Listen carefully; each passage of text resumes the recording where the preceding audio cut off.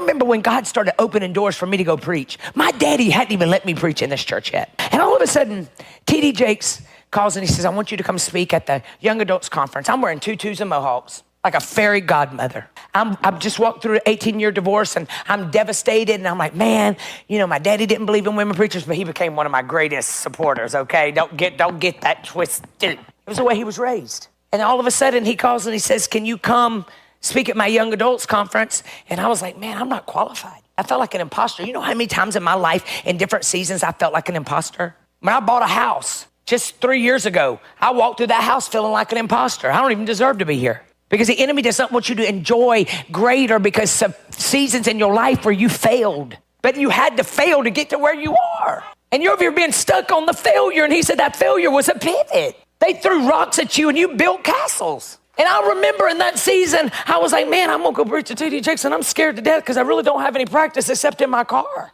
And all of a sudden, they sent the flyer over. The flyer said, relationship expert. I'm like, I just walked through a divorce. And I heard the Lord say, what looks like failure to others, I will literally take you and put you in a place where everybody has to see what only I can do through worst case scenarios. But what if I wouldn't have realized that it wasn't me and it was all God? What if I would have said no? Because I was afraid of people Googling me, and they did. Tried to cancel me and everything. But every time people would come at me, I'd get louder for God. I never let what happened to me get inside of me.